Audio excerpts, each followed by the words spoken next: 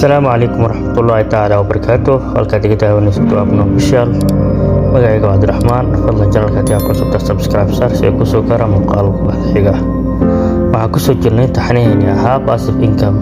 passive income waxaa dhahnay waa inaad samaysaa dakhli kala duwan oo dhan markaas oo kala ah. waxaan soo wadnay ilaa iyo dhowr xalqood. xalqadan maanta waxaan kaga hadlaynaa ganacsiga online-ka. dunida maalin ka sii dambaysa bulshadu waxay la qabsanaysaa ganacsiga online-ka, sidoo kale ka iibsiga online-ka. maalin ka sii dambaysa waxaa badanaysa kalsoonida dhexmarta dadka kala duwan ee internetka isticmaalaya inaad ka iibsatid website ama product, sidoo kale in macaamiisha ay helaan qanacsanaan iyo waxa ay u baahan yihiin inay si saxan ay u helaan. wadamada ugu waaweyn ee aadka u isticmaala ganacsiga online-ka sida China iyo Mareykanka oo ah labada wadan ee ugu waaweyn ee asal ahaan lagu tiiriyo asaasiyaadka ganacsiga online-ka, sida Alibaba.com oo laga leeyahay dalka China, Amazon.com oo laga leeyahay America. wadadaas waxay ku soo gaareen dhabar adeeg xilli waxay soo bilaabeen oo ah 1995 iyo 1997 xilli ay bulshooyinka ay ku nool yihiin aysan waxba aysan ka garanaynin waxa loo yaqaan internetka ama loo u ahaa isticmaalka internetka bulshooyinkaas. ka warabal dadkii xilligaas ku dhiiraday iska dhaafdaafaha adduunka maysan gaarin.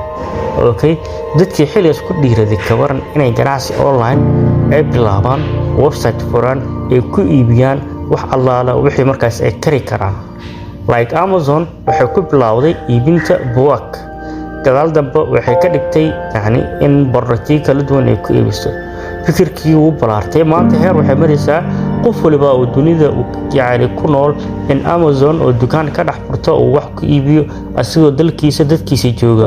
nidaamka loo yaqaan Amazon APA, halka Alibaba.com ay maanta tahay worldwide supplier, meesha ugu badan adduunka ee dadka online-ka waxay kaga soo iibsadaan. qof walba asoo dalkiisa jooga inuu online-kaas Alibaba wax ka iibsado.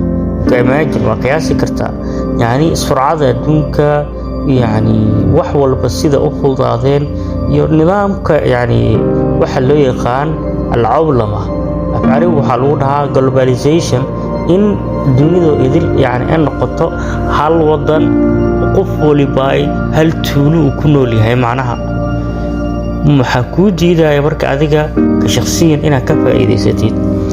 qofka Soomaaliga ama ha ku noolaado qurbaha ama ha ku noolaado dalka, wuxuu ka samayn karaa lacag kala duwan, faa'iido kala duwan, profit fiican ayuu ka samayn karaa ganacsiga online-ka. dukaanka iska raaxita adigu meel kale aadin dukaanka kuugu dhow dariskaaga tag, shay hebelka fiiri, muuqaalkiisa raadi, sawiradiisa raadi, qurxi, xayeysiin, Facebook ka dhig, TikTok ka dhig, Snapchat ka dhig, Instagram ka dhig, meel allaala meesha dhigi kartid dhig, YouTube dhig, xayeysiin u samee. waa garsamaha qof macaamiil ka soo dalbanaya. shayga waxaa ka soo iibisay $10 ka soo iibisay. xayeysiin $1 u qoonday. waa garsamaha $1 bar delivery u qoonday. meeqo ku fadhiya shaygaas $7 bar ku fadhiya. aniga waxaa gadanaa $5 gadanaya ama $4 gadanaya, faa'iido $5 ay ku jirto. basic ahaan wiligaaga caqligaaga logic mar walbo damac zaa'ida yuusan gaagalin. isku day shaygan sidoo ku dhaafi lahaa ilaa dukaanka dariskaaga meel ka jira samaahan ka soo gadle $5 $4 waxa saaran kartid saaro. waxyaabaha badacada dib u dhigaya waxaa ka mid in qofku uu ka raadiyo sicir aan macquul ahayn.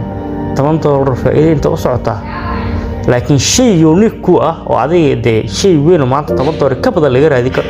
xitaa waxyaabo $10 laga raadi kara jiro, laakiin waxa adiga mar walba aad ku beesgareynayso waa meesha adiga aad directiga jihada adiga markaas aad rabtid inaad target geliysatid. meesha aad rabaa inaad target gelisato, maxaa rabaa inaad dadka aan baro, maxaa rabaa dadka inaad ka gado, waxa aan dadka aan rabo maxay yihiin inaad anigana wax ka helo. analytical marketing inaad samaysid marketingka yani qaab waxa u sameynaysaa taxliilin bilow ilaa dhammaad adigoo ku bilaabayo yaa way bulshadan yani ma dumarka ma ragga ma caruurta raba sheyga muxuu yahay meeqa igu fadhi karaa meeqa iibin karaa qasaaro maxaa ku kulmi karaa baahidiisa sheygan baahida suuq laga rabo yani waa noocee intee qof hayso intee kabliya iibinayso meeqaas lagu iibinaya waa fahantamaa waa inaad taxliil dhameystiran aad samaysid oo aadan ku degdegin ganacsiga online-ka waa fursad ku banaan oo aad ku sameyn kartid kumanaan lacag laakiin maxay u baahan tahay constant fahantamaa dibadda ka dalban kartaa baraad turki ka dalban kartaa alaabaa duway ka dalban kartaa China alaab ka dalban kartaa adigoo gurigaaga joogo mu baarid dakhli kala duwan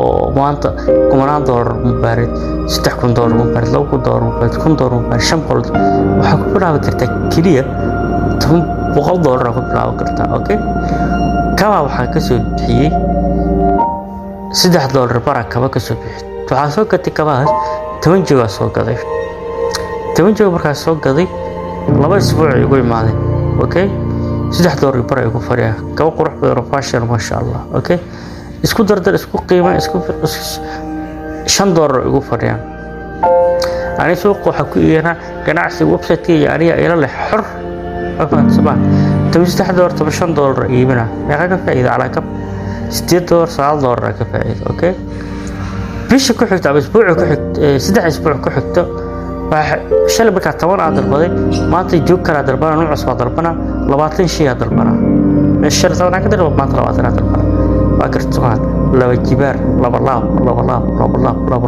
yani waxa waxay u baahan yihiin joogteen inaad joogtaysid ku celcelin mafahad samar dulqaad lacag aad shaqaysan inaad markaas laqin okay marka adiga wixii faa'iido leh adiga aad u qeysid marnaba hor uma socolaysid waxa u baahan tahay yani waxa adiga shaqaysid qayb even boqolkiiba 10 in safe ku ahaato boqolkiiba 90 investment inaad ku celisid okay way biri bag u baahan tahay alaab ku imaanayso yani alaabta fiican ku soo bixileed ee lacagtan ay ka go'daa maanta waxaan ku diyaariyay koorso online dhammaad sidii aad ganacsi online aad ku bilaabi lahayd kaliya $100 muqdisho haddii aad joogtid waxaa diyaar ku lahay appointment inaan kulan aan yeelano afaan samahan meel alla meesha jecesha aan ku kulanno 2 saacadood oo mar aan kulanno oo aan kugu fahansiiyo ganacsi online wuxuu yahay sida alaab u dalban lahayd